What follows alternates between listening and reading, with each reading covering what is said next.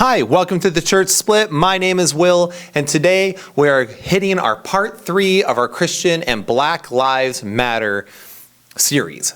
Now, a couple things to note up front. Please like and sub to the channel and share it with your friends. We are growing actually rapidly now, and we would like to continue that. The other thing is I do want to mention the fact that I do have a lot of notes, so you're going to see me staring at my iPad a lot, and for that I apologize. I just don't want to misquote anything. So anyway, today I want to talk about the movement. I don't want to waste a lot of time because I have a lot of ground to cover. So first off, we need to talk about the movement itself. So we talked about the moral, right? Black lives absolutely matter. Then we talked about the institution of Black Lives Matter. And they actually recently removed their What We Believe page off of their website that we pulled from for our part 2 video. So I'm glad I shot it when I did. And this part is, now we're at the movement itself. This is by far the most complicated part of this conversation is the movement. So those who are in the movement are those who maybe participated in Blackout Tuesday, where they changed their profile pictures. They might have BLM on their statuses, or they're wearing We Can't Breathe t-shirts, or have signs in their yard about racial disparity and all these things. What many people get wrong, though, when we're talking about Black Lives Matter or the disparity situations and whatnot, is that they miss the boat when it comes to culture. So when it comes to culture, things are just different. We see that everyone equates race with culture. They equate race to everything. And that is, I don't think, a healthy way to view things. Because when you start just only saying black people, white people, Asian people, and you'll notice it's almost always white and black. It's very little in between. The Asians get left out of the conversation. Latinos get left out of the conversation. The Islanders, the Middle Easterns, the Southern Europeans, all these people get completely left out, right? It's always just white and black. And that is, by the way, a sure shot way to know the fact that there's probably a narrative going on. And narratives are different than facts, right? And narrative is trying to spin a story, and a fact or something that's actually more concrete isn't going to be a narrative. Anyway, so many people get things wrong here. I want to make sure I clarify that I believe what we're seeing in America is a problem in culture. So as we dive into this, I want you to realize that race is different than culture, for one. Race is different than culture. Just because one's race tends to be part of a culture doesn't dictate whether they are part of that culture or not. I'm going to say that again. Just because one's race tends to be part of a certain culture doesn't dictate whether they are part of that or not. For example, I am a middle-class white man. Now, a lot of middle-class white men have certain interests, and I don't share all those interests. I am a pastor, after all. Not a lot of people are pastors. That is a small little group of us. Now, also, my wife is from the Pacific Northwest. I'm from Central Michigan. Those are different cultures. We also met in Tennessee. Very different culture than what I was used to. And if I pastored a church in the middle of the country, across the street from a cow farm, basically. And guess what? That's a different culture than where I live now, which is a downtown major city in Michigan. Those are two very different cultures and different types of people that live there and different values that are promulgated there. And cultures, so race could be the color of your skin, right? Race is the color of your skin or where your ethnicity is from, whereas culture is your values and the things that you collectively do together. So, race is different than culture. Also, not all cultures are equal. We live in a society today of pluralism that wants to keep pushing this idea that all cultures and all people are equally valuable. Well, let me just say, not all cultures are equally valuable. You know, the culture of, say, Saudi Arabia is not nearly as good or as valuable as, say, the culture of Ireland or the culture of Japan even, okay? And the thing is let's say China has a different cultural values than America, and they don't go together well. Saudi Arabia, for example, is another one that, as mentioned before, their view of women is different. Their view of men is different. Children, sexuality, all these things are different. And those do not mix well with our culture. And just like when you get a bunch of country bumpkins around, a bunch of city folk, you might find some serious cultural differences really fast. And you will notice as we talk about Black Lives Matter, so we're going to talk about black people, they a lot of times congregate in cities. There's a lot of reasons for that depending on the area. I know here in Michigan, for example, Detroit is known to be a predominantly black city and is also known to have high crime rates. But why did a bunch of black people go there? Well, that was where the auto industry was booming. There was great wages there for not needing degrees. And again, where they were at in their history in America, a lot of them couldn't afford an education. So they went there to provide for their families. And unfortunately, we saw Detroit crash, and now we see what it is today. So again, not all cultures are equal. And just because someone is of a certain race does not mean they are going to be part of that culture. And, and we see the fact that we have different people groups that tend to congregate in different areas. And there's a lot of reasons for that. And it always depends on the area too. It's not the one rule across the entire United States. Like just because that's why a bunch of, black people moved to Detroit does not necessarily mean that that's why a bunch of black people went to St. Louis, Missouri, right? So the differences are abound. Differences abound. So also want to make a notable distinction. When people are talking about the movement, they oftentimes talk about those who participate in it. So they'll call the protesters, and they equate the protesters with the rioters and looters. I don't think that's fair because as Christians, we know there are some hateful Christians. Evil Christians. I was a pastor of a Baptist church, and I got equated all the time with Westboro Baptist Church. I am nothing like Westboro Baptist Church, but because of the name or because of the group of people, I got associated with it. And that's not good. We should never, ever, ever just broad brush a certain group of people. That is how racism works, right? You broad brush an entire group of people, and that is how you get people who hate one particular religion in particular over all others. Another thing to mention as far as religion too, for example, another great example of race versus culture is that, the Middle East, Islam is large. And if you criticize Islam, people will sometimes call you a racist, and you're not being racist because you're actually talking about the religion or the ideas. I hope you get the idea there. Anyway, now going back to my distinction between rioters and protesters. So biggest thing is that I think it's beneficial to not lump all people together as one group. So there's a difference between peaceful protesters and rioters, just like there's a difference between hateful Christians and loving Christians, or maybe a Democrat and the very far left, or maybe a Republican and the extreme far right, okay? We can stop broad brushing all the time. It's not usually healthy. It's good to make distinctions where they belong. So unquestionably, rioters are something that Christians should not excuse and they should not support. What was it? The very first weekend after George Floyd, I think 40 black people died in the very first weekend of them, including black sheriff, business owners. Some black business owners lost their businesses and livelihoods. And it was horrible. It was tragic and sad. And my thing was, of course, I think this was the question that many people asked. And like I said, I work in the inner city, and I heard after that whole weekend, a bunch of black customers were walking in, and I just heard them going off about how this just enraged them that their community was being burnt down and attacked by so many. And of course, they pointed out, and I'll point out, that if Black lives truly mattered to these people who are rioting and looting, then they would stop rioting and looting because it's only hurting black lives and other people who are associated with it. And basically, they need to stop being a bunch of thugs, right? If you are going to burn and loot. Now, of course, the biggest annoying thing that I'm seeing with people is that they're showing out of context clips of different groups in these rioters, of maybe police acting poorly, but they're ignoring how many videos show that the looters and rioters were acting poorly, or they'll show a bunch of white people looting and they go, see, it's white people people, really, that it's not black people. Or then they'll show a bunch of black people, like, it's black people. See, black people going to be black people. It's so dumb when you're just taking clips out of context. Stop it, okay?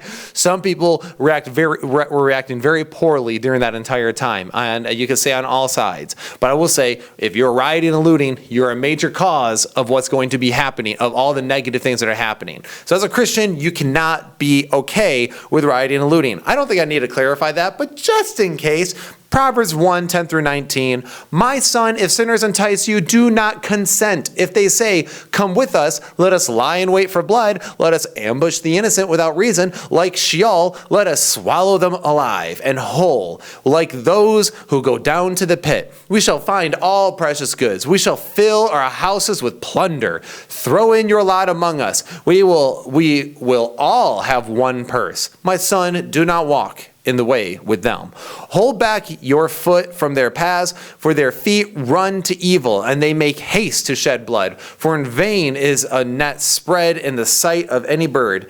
But these men lie in wait for their own blood. They set an ambush for their own lies. Such are the ways of everyone who is greedy for unjust gain. It takes away the life of his possessors. And he's basically saying here, these people are evil. They're horrendous. People who are trying to ambush people who are trying to loot and just fill their pockets are evil. And they always lead to their own destruction. And we see that happening right now, that people are destroying their own communities and they're destroying themselves.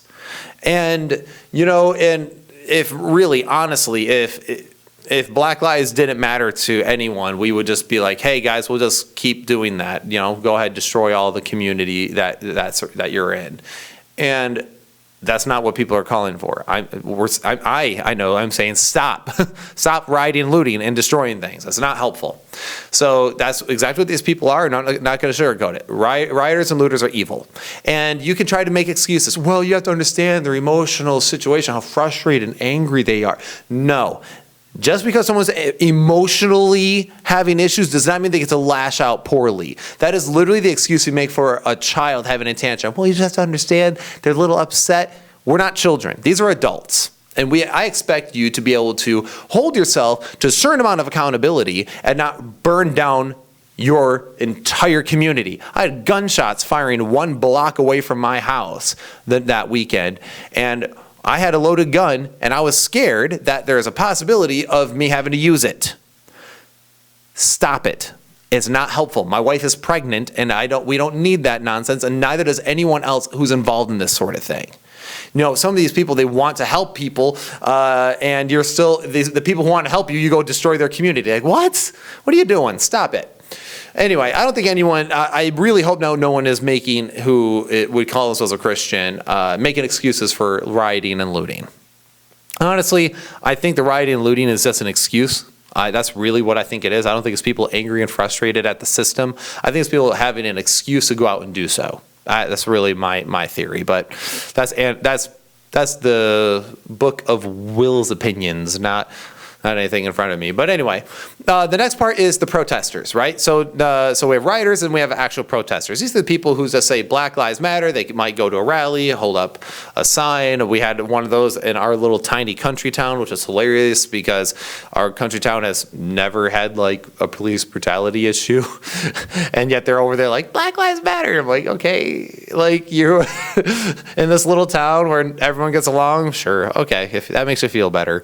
That's actually a huge problem with what it is too. I'm not going to get into that right now. But protesters. So these people believe in standing up for the oppressed, which is good. If people are oppressed, we should stand up for them. But also, the Christian is obligated to speak against something if what they're speaking is a lie. So if people are indeed being oppressed, then it is a Christian's duty to stand up for them.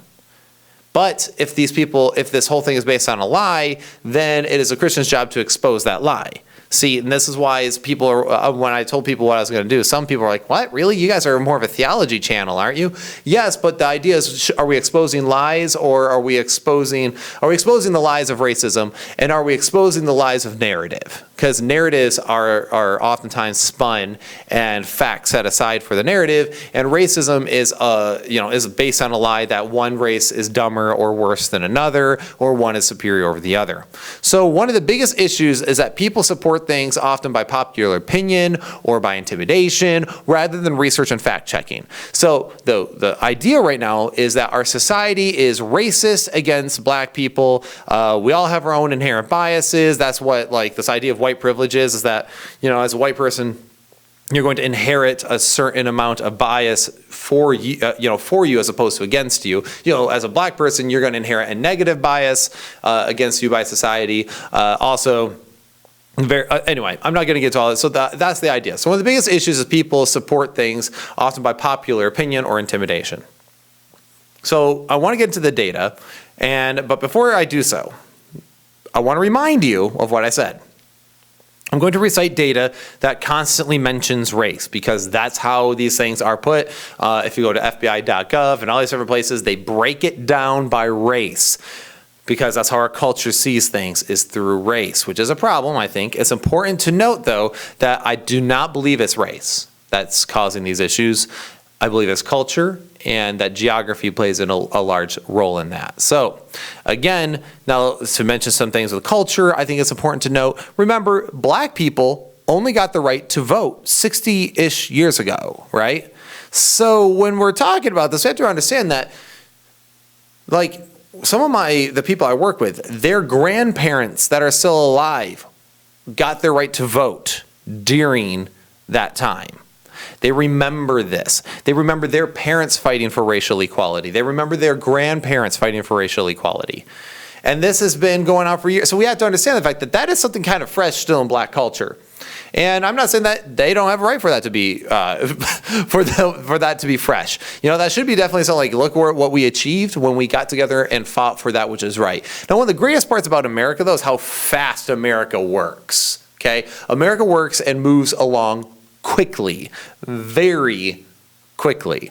Also, it's worth noting that there were racist police. I understand that there were some racist police, and they were busted. Like, you can find stories of these things.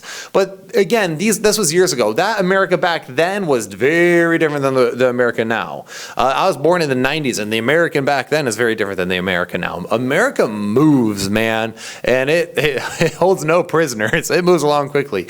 So obviously, though, because of how fresh that is, it became a cultural icon, right? This idea of racial inequality, and because there was years of racial inequality. And now the only racist law we have is that of affirmative action, which actually is supposed to help black people by letting them in with like lower test scores than Asians, and Asians get, just because of their Asian, get docked, and they try to balance the books that way. But that is an excruciatingly racist because, oh, you black people, you need help passing the test, so we're going to raise it. Oh, you Asians, you're just so smart, we're going to have to dock you a few points based on your race, instead of by the work that you actually do.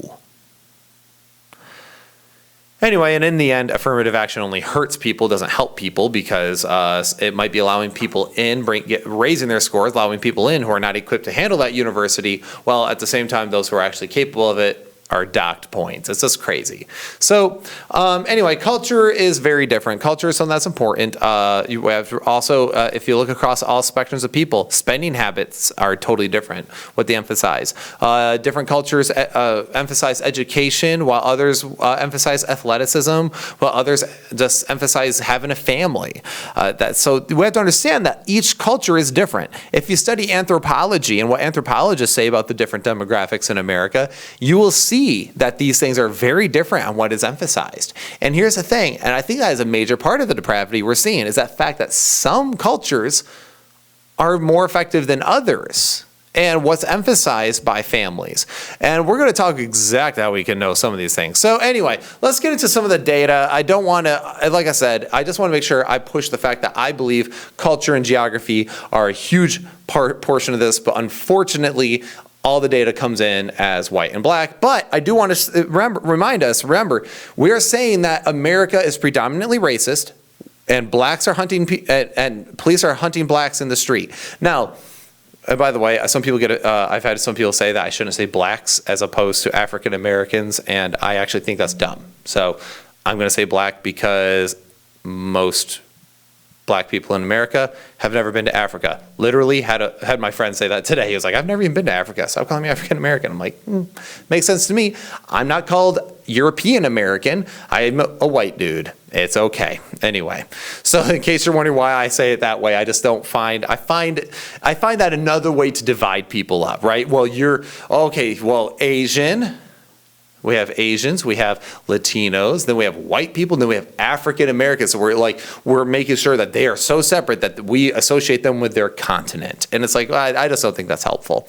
I think that's another way to divide people up in ways that is not beneficial to society. But anyway, that's a tangent that you did not come here for. So studies have shown that cops are actually more hesitant to shoot with black suspects than white suspects. They did a whole study where they put different people in different situations where there was a hostage and different people of different colors, and they showed that the police were always more hesitant to declare to shoot when it's a black person. And that is because you can't blame them. We are seeing the fact that whenever it's a white person shooting a black person, racism is the first thing that they're accused with. So next thing you know, this officer's life might become hell, and because they're accused of racism. And we're seeing that all the time. No matter how justified the shooting was, he's a racist all the time. That's what you're seeing all the time. So studies have shown that cops are actually more hesitant to shoot black suspects than white suspects. And of course, you might point out that more than twice the amount of white people are killed by police every year. And you might go, well, of course, because only 13% of the population is black and 62% of it is white. So of course, white people will be shot more.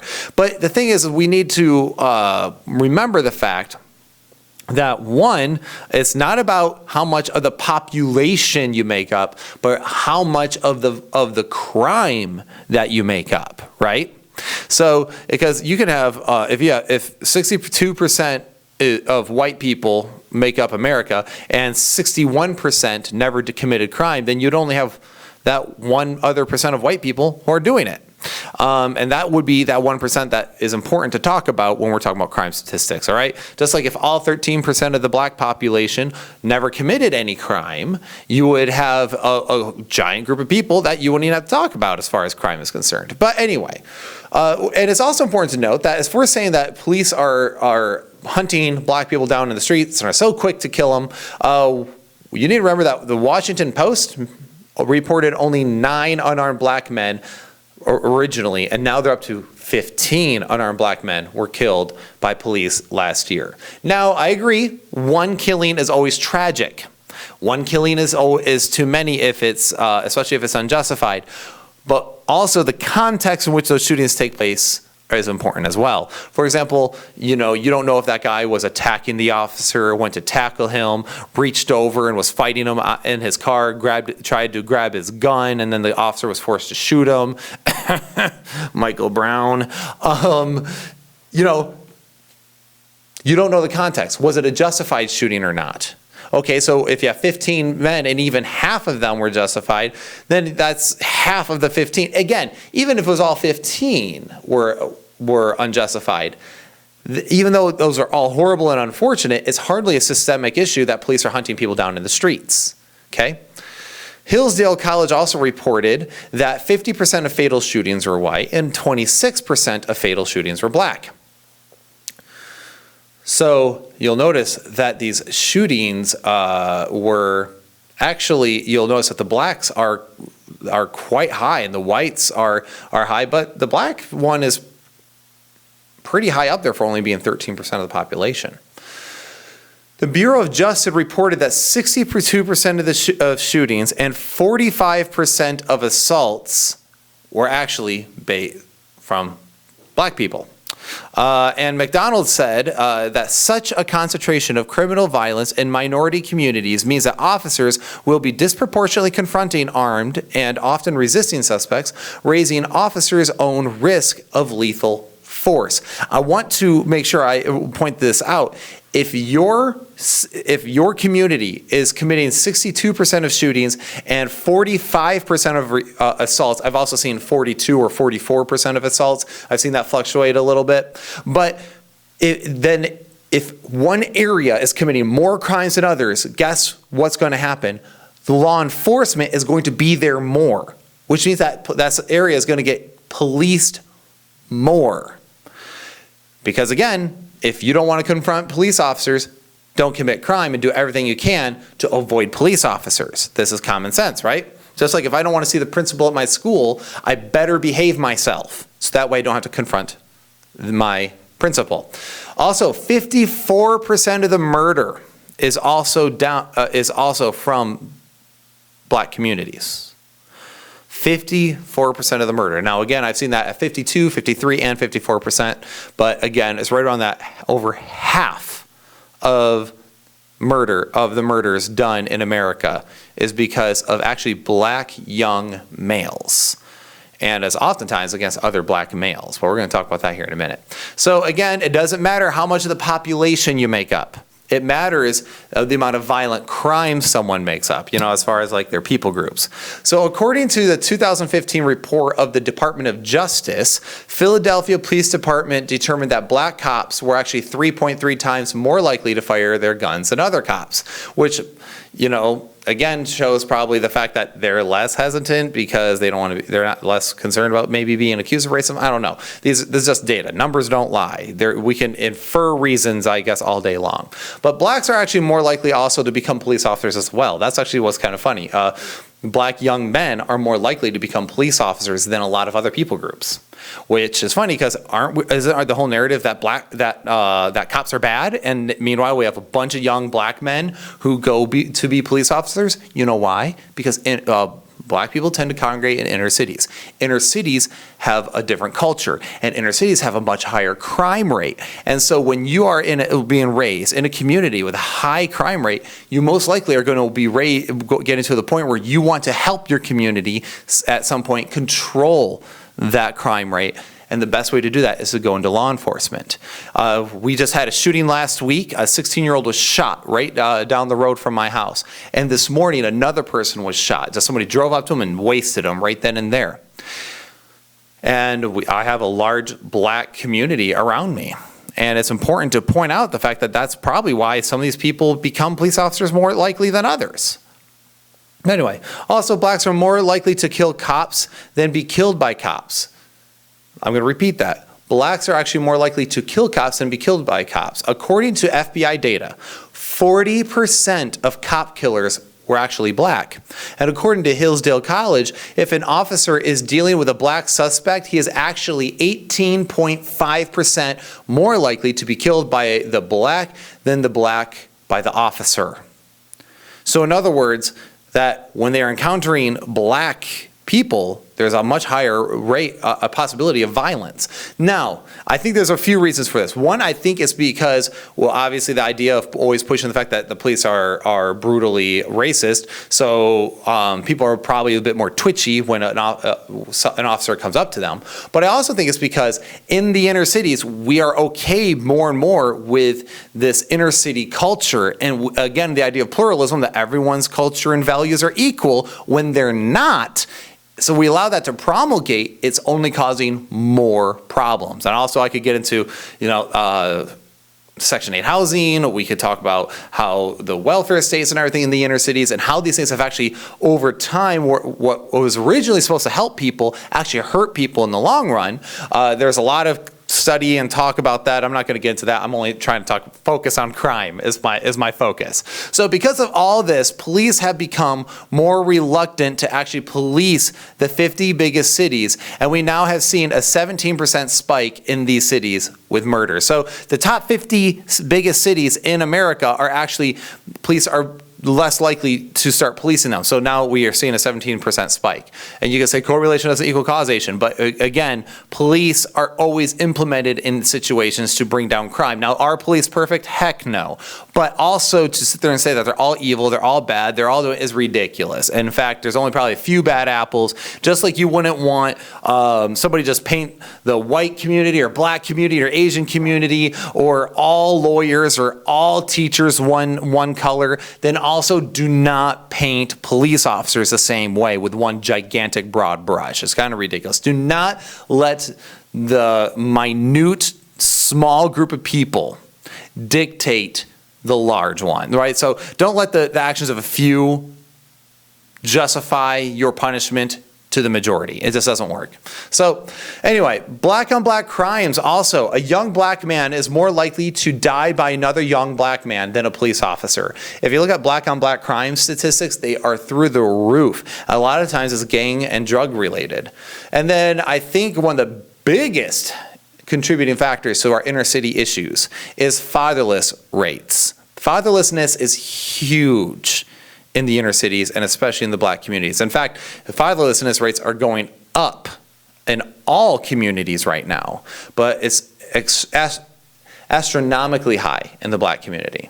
In the 1960s, 20% in the black community were raised without a father. And now it's upwards of 70 to 78%. I'm hearing a fluctuation in there, so upwards of 70% in the black community. Studies have also shown that fatherlessness is a direct causation to violent crime. Now, it's not the whole, correlation doesn't equal causation. No, this fatherlessness is actually has been proven to be a direct causation oftentimes to violent crime, because the father tends to be the disciplinarian or might tend to be someone who brings order and structure to the home differently than the mother. And again, watch our complementarianism video for a fuller breakdown of that. But the point is that men and women are different, equal in value, different in role. And if you're removing one role entirely from the household, you're removing 50% of what makes building a person, raising a child, so powerful. That's why I always feel for single parent households, especially when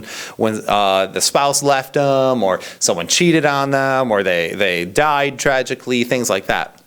So, as I mentioned, all ethnic groups are actually going up in fatherlessness rates, but the black community is the highest. But that's not to say that no other group is going to get there. And we're all working our way there because we're hitting, we're trying to normalize sex outside of marriage as much as possible, and now here we are.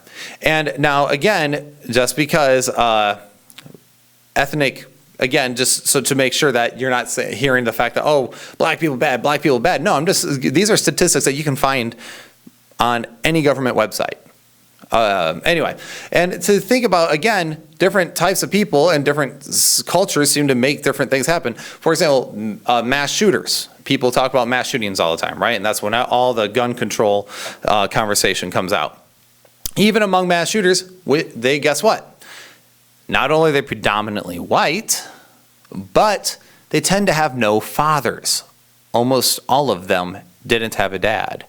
So almost like violent crime and no fathers tends to cause things. So, and we're not even talking about drug use at this point. Repeat criminals like George Floyd had been in prison, 9 times, and was clean only a couple years. But when they found him, he was high on fentanyl. So again, it's not quite working out the way people wanted it to, I don't think, when you really dig into the narrative.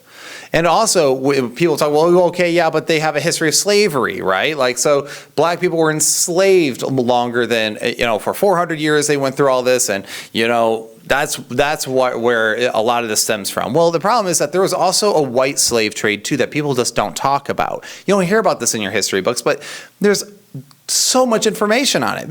Slave trade was not unique, right, to only Africa and to America. Slave trade has existed and still exists in many countries today. But white slave trade was a thing too. For example, 10,000 a year during the same time as the black and the black slave trade going on over here. 10,000 a year during that same time were being kidnapped from Europe, from the coasts of Europe, to different places like in the Middle East and whatnot, various different labor, slavery, sexual slavery, things along that nature. And that's actually where the term kidnapping came from, was these slavers would oftentimes target women and children. So they'd go up there in Europe and kidnap them and then sell them off. So again, it's not just a white and black issue. When you're making it white and black, you're literally keeping the problems at skin deep level, and you're actually not helping the situation, but you're going to make it worse, which we are seeing that it's gotten worse. Have you noticed that the fact that all this stuff going on has only made our society worse is probably because we're feeding the wrong animal, right?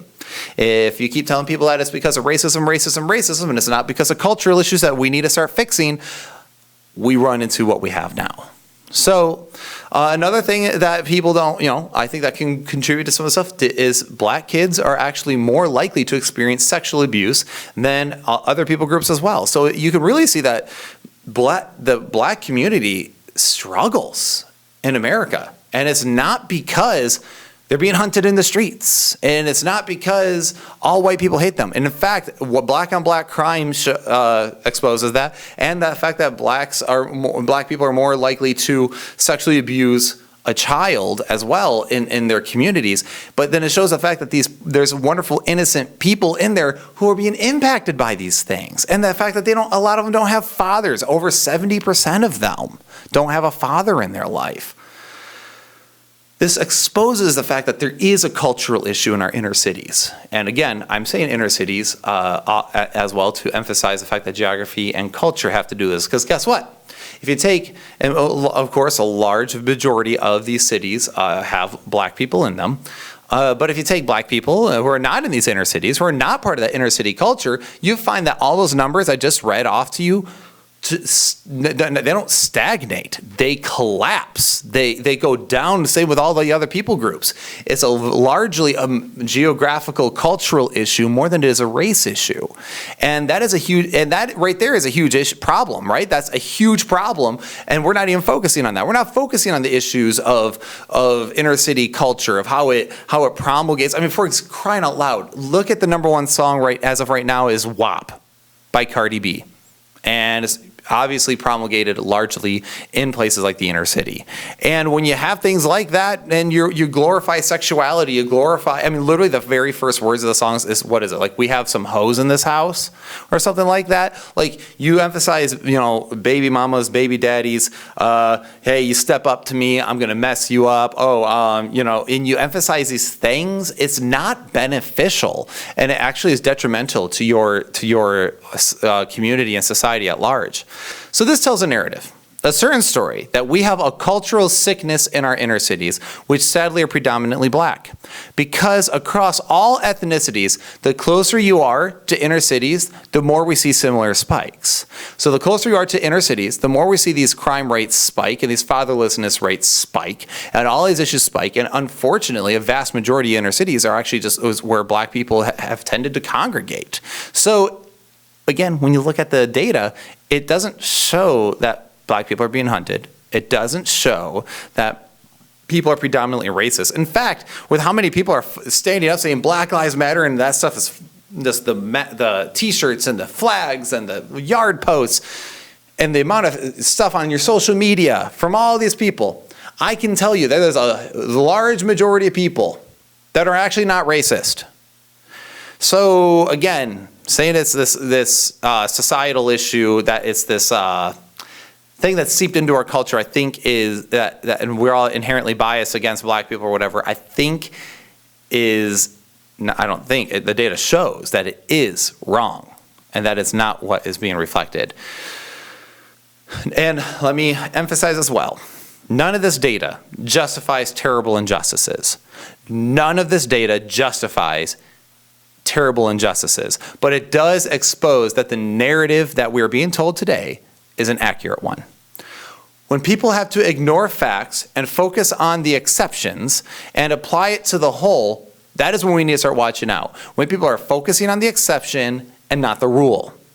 That's always the thing, right? You mention, hey, these things don't happen regularly. And then someone goes, oh, Breonna Taylor. And you go, okay, yeah, that's a tragedy, but the fact that you know all their names exposes the fact that it's not an everyday issue. Because if it was an everyday constant problem, we wouldn't know all the names. Michael Brown, we wouldn't know Breonna Taylor, we wouldn't know George Floyd, we wouldn't know Jacob Blake. We wouldn't know these people by name. But yet we do. And then their story is just stirred in our society until it's played dead, right? We know these people's names for a reason. And it's because there's a narrative that has to be spun. The majority, and here's the thing, we need to remember that the majority should never be punished for the deeds of a few. The majority should never be punished for the deeds of the few. That's what we call injustice. So making the innocent suffer for the guilty is never a good thing. And that is what we're seeing now. All society has to suffer because of the deeds of a few bad situations. And we're not even talking about, I could get into each one of those situations and expose how most of these situations that are being labeled as injustices are far more complicated than they want to admit. But of course, all they see is white man kill black man, therefore racism. And they don't care about context. They don't care about what led up to the events. And it's a real problem. So in short, today's facts are traded for narratives, and a lot of people have pointed this out, that's part of the major attributes of the modern age, of postmodernism, is that facts are traded for narratives. So looking at it as race is not the right way to look at it, okay? Just in general, it's not the right way to look at it. Our culture is obsessed with race, and it's killing us. The more you obsess with race, the more it will kill you. Our world has a deep cultural issue, and Black Lives matter enough for us to actually focus on the issue that is killing people, killing blacks by the thousands every year, which is this inner city culture that is promulgated and it is considered okay. It's not the police and it's not white people. It is this inner city culture that is killing people, and we have got to we have got to get rid of it. Black Lives Matter, and that is why we have to be against abortion, because abortion kills more black babies than any other people group. That violent crime affects black people more than any other people group. Sexual abuse impacts black people more than any other people group, and that is not because of, i.e., racism. It is because of a major cultural problem where we have put values aside that are actually good and valuable and godly values, right? Biblical values. We have set those aside and we have promoted thug culture. And then we've also said that, whenever these situations happen, for example, when a criminal is killed in action, we suddenly prop him up as some sort of martyr and societal hero. And it's not helpful for people. And it only emphasizes the issue. It's going to keep bringing the issue back because we're not fixing the root of it. We're shifting the goalpost to racism when really it's culture and values. And the only way people are going to fix that is if they understand the values that God has instilled on every single person. But anyway. So there are always exceptions, obviously. So of course there's going to be exceptions. What about this? Well, what about that?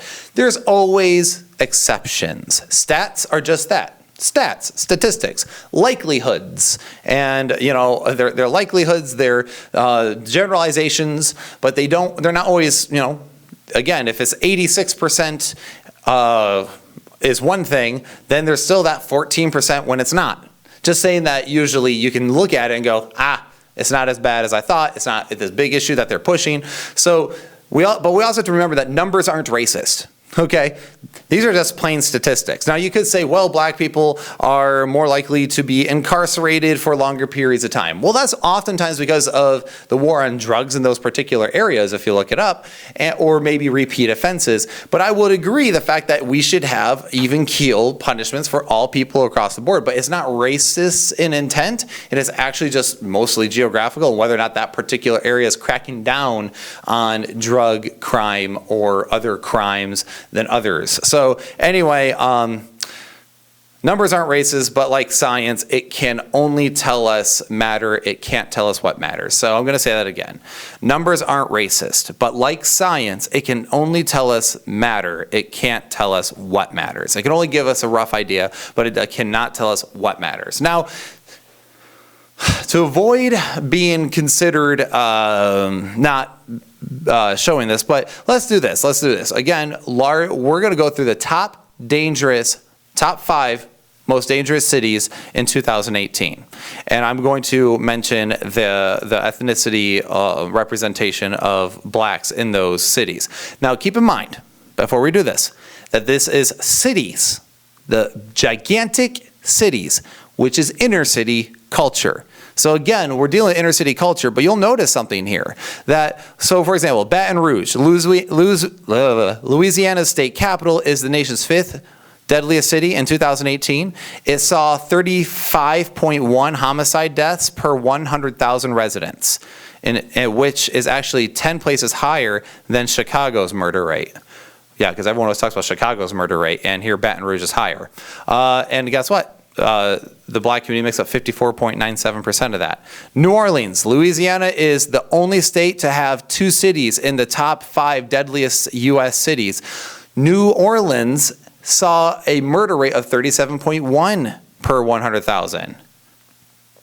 And blacks make up 59.74%. Detroit, everyone knows Detroit, in 2018 saw 38.9 murders per 100,000 people. The numbers of murders was down actually by 261 over 267 the previous year. So it was actually down 6 murders, and they're still that high.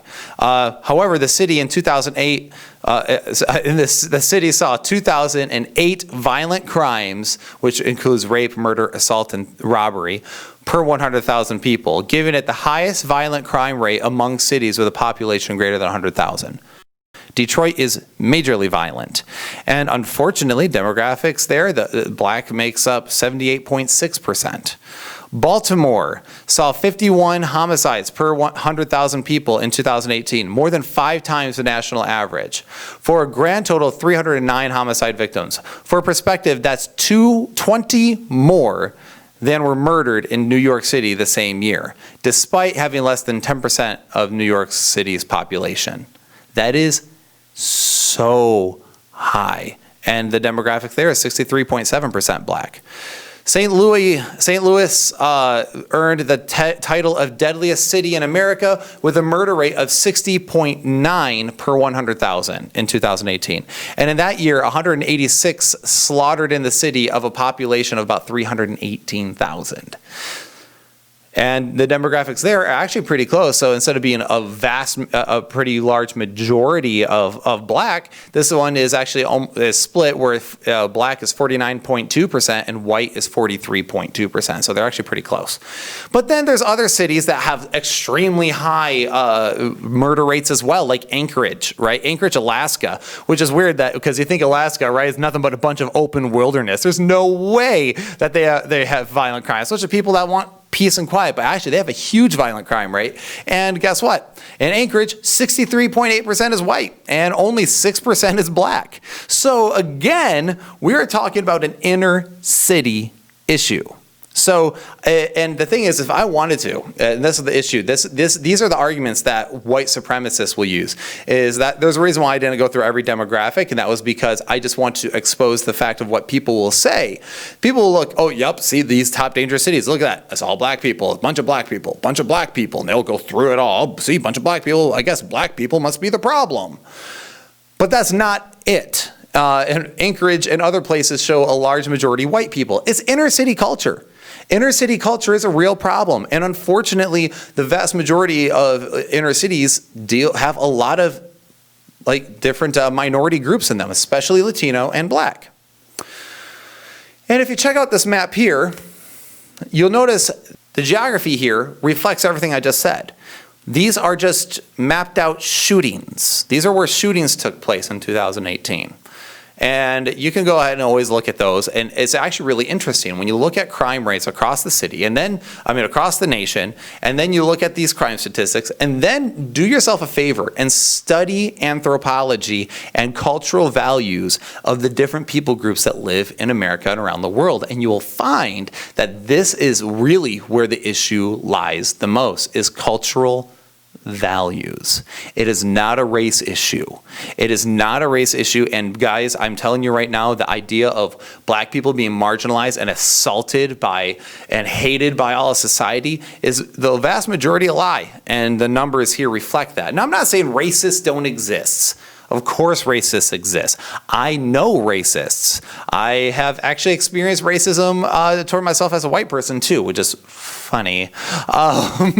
So because again, people say that, oh, you can't experience racism when I've literally been told many things because I'm white. And one of the biggest issues here in general, guys, is the fact that we all get caught up in things.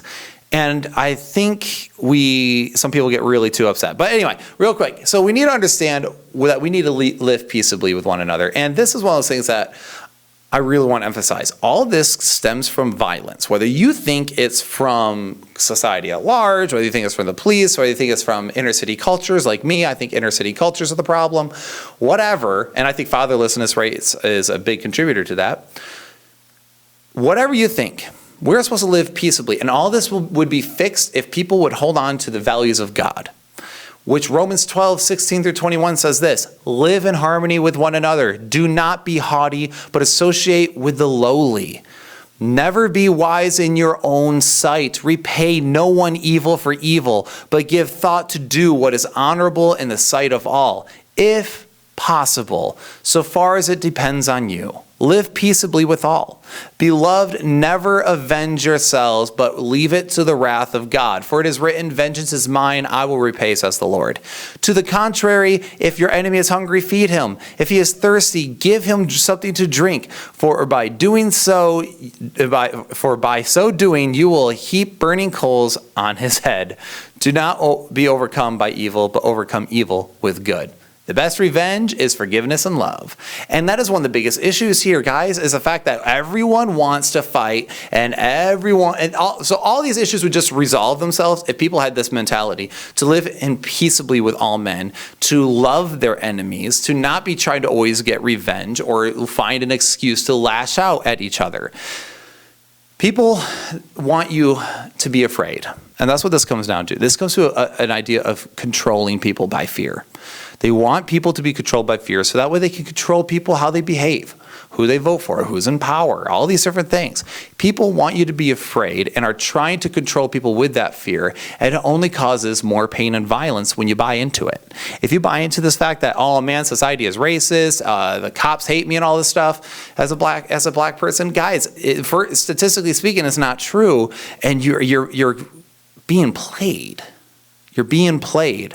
And instead of getting angry at me saying that, who are you as a white man to say that? I've had that before. And which is equally, by the way, racist to disqualify someone's opinion because of the color of their skin. That makes zero sense. But anyway, people want you to be afraid. And if that makes you angry, why?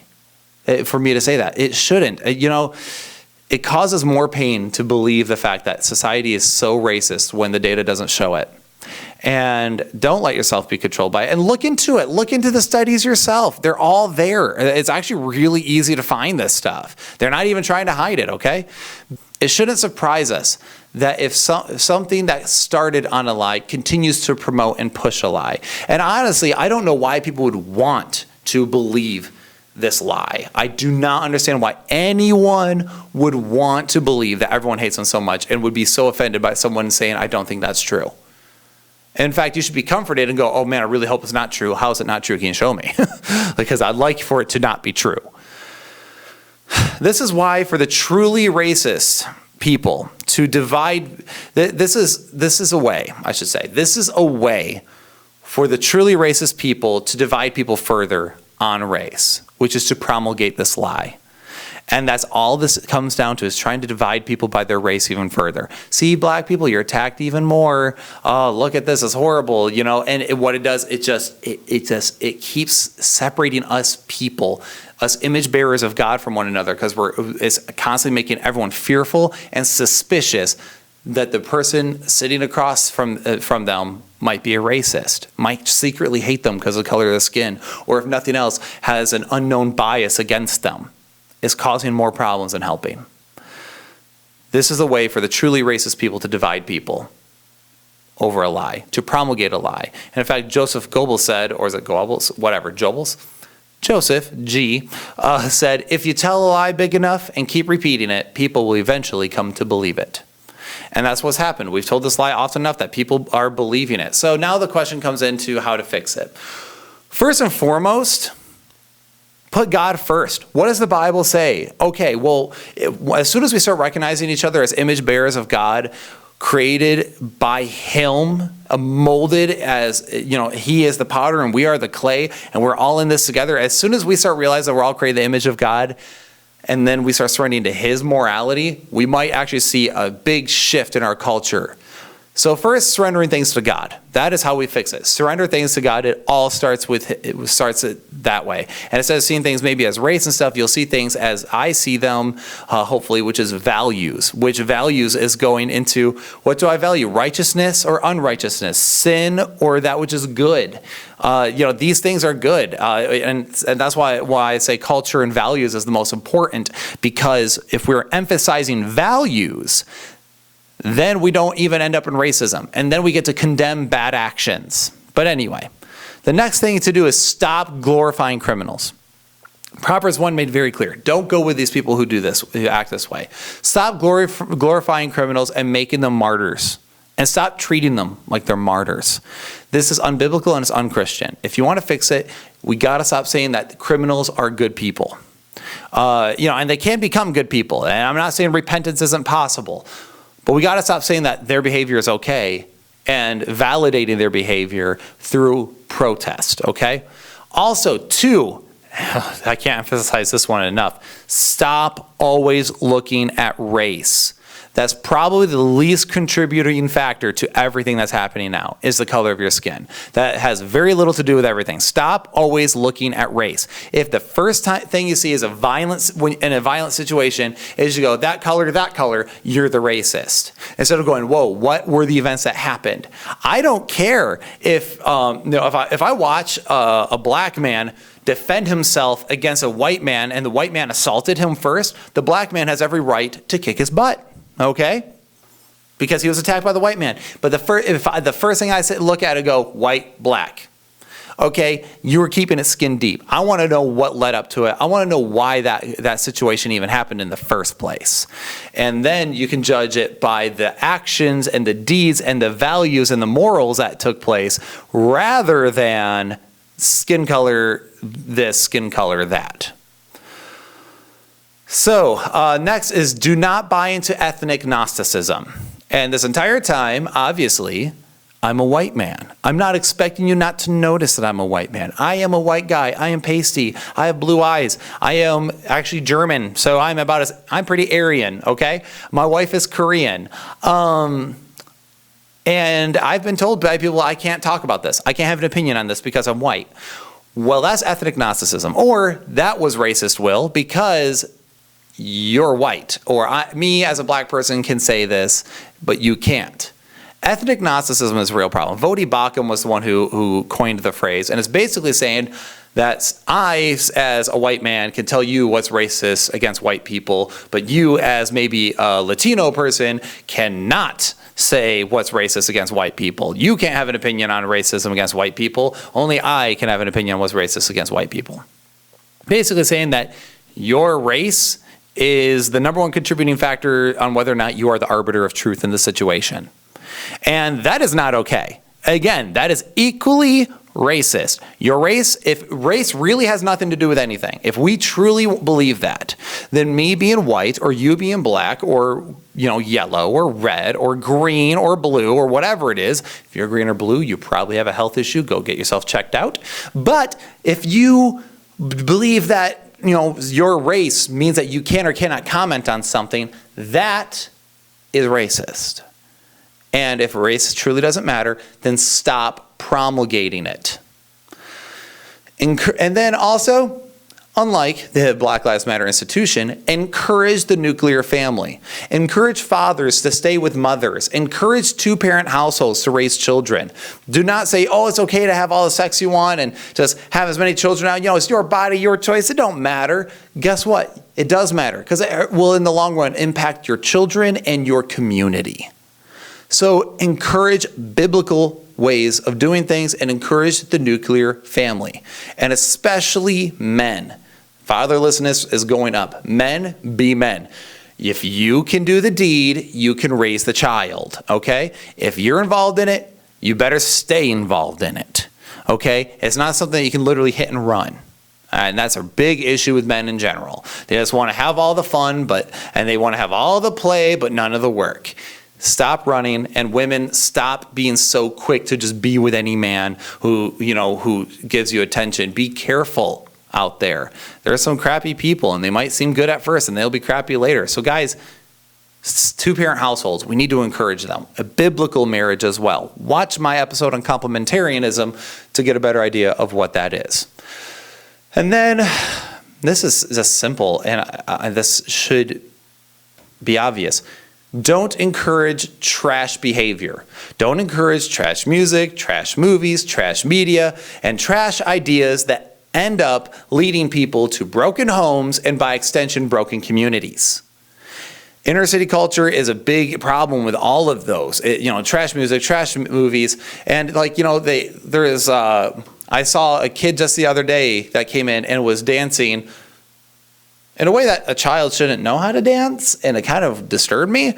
And guys, this happens all the time, and we got to stop encouraging bad behavior. Stop encouraging the things that we know are destructive to our inner city communities and all communities by extension. We need to push good values. And that is where, conservatives might get people get very frustrated with them. But guys, guess what? I look and it's like, yeah, but you know what? The communities I know that are surrendered to God, surrendered to church, they don't have half these problems. Because they are following after something greater than them, and they're not trying to always attribute something to race. So anyway, I hope this was helpful. So in the end, the movement. Should Christians support the movement? Based on the data I'm seeing and based on the behavior of those who are participating in the movement, generally speaking, no, you should not. And it's mainly because it's based on a lie.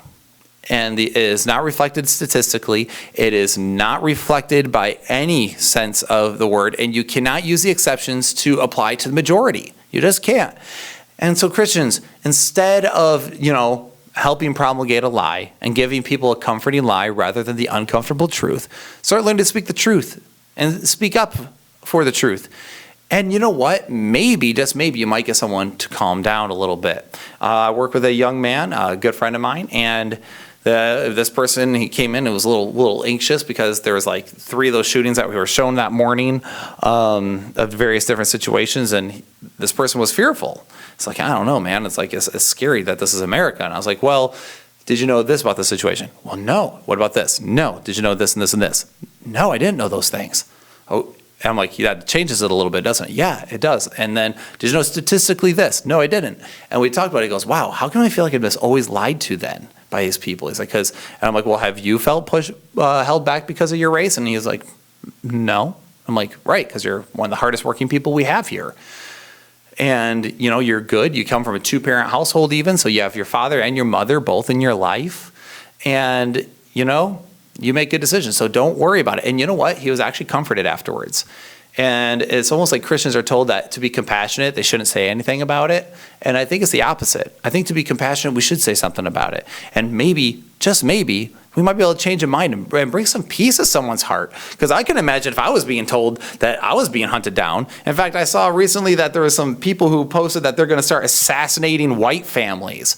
And I was like, oh my word, that's horrifying. And then with these shootings that have happened around me recently, I was even like, ew. But I had to remember, most of them are gang and drug related, so that brought me some comfort. Doesn't mean I don't have a gun in my house, because I got a few, just in case. But anyway, I hope this video was helpful for somebody, and I hope I was able to be clear in my thoughts here. Black lives matter. They really do. And which means we need to be focusing on the right things. We need to be focusing on how we can help our fellow man. And one way of doing that is not focusing on a lie, not following a false narrative, but instead following the things that are actually causing pain and hurt, and then shine a light on that and come up with solutions to those things. So anyway, guys, hope you like this video. If you haven't already, like and sub to the channel. Do you agree with me? Do you not agree with me? How much do you hate me for doing this series? I don't know. And it's okay to disagree with people from time to time. And I know that's what this channel does. There's a lot of against the grain on this channel. But I don't do it just to be disagreeable for the sake of being disagreeable. I really do try to do the research and put my thoughts out there honestly, so we can have honest dialogue without all the vitriol. And oddly enough, I've actually had a lot of respectful discussion about this very topic. But anyhow, hope this helps. Like, sub, maybe join Patreon if you haven't already. And my name is Will, and this has been The Church Split.